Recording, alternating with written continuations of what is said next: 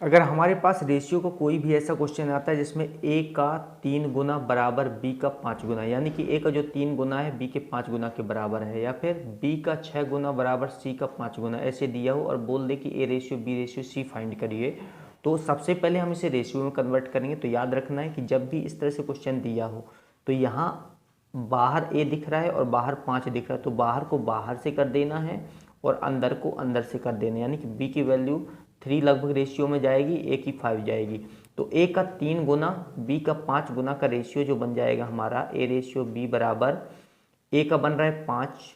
और b का बन रहा है 3, मतलब a 5 पर आ रहा है b 3 पर आ रहा है, तो 5 रेशियो 3 a रेशियो b यहाँ से निकल आएगा। b का 6 गुना बराबर c का 5 गुना, तो b रेशियो c अगर फाइंड करना है तो इसको भी बाहर से बाहर कर दीजिए, अंदर से अंदर कर दीजिए, मतलब b बराबर b का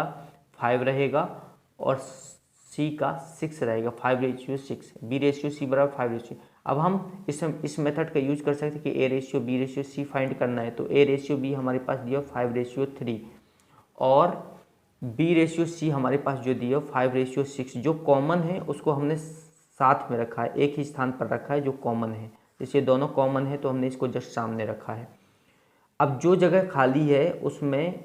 ब्लॉक बना करके उसे आगे बढ़ा देंगे नंबर को, जो भी नंबर उसके साथ में, तो 3 है तो 3 को हमने यहाँ आगे बढ़ा दिया और 5 इधर तो 5 को यहाँ बढ़ा दिया। अब ऊपर से नीचे मल्टीप्लाई कर देंगे तो 5 5 जब 25, 25 ये बन गया,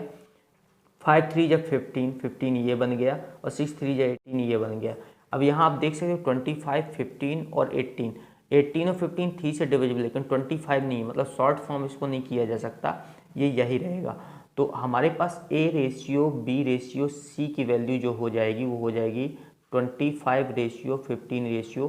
18। इस प्रकार से हम इसे फाइंड कर सकते हैं।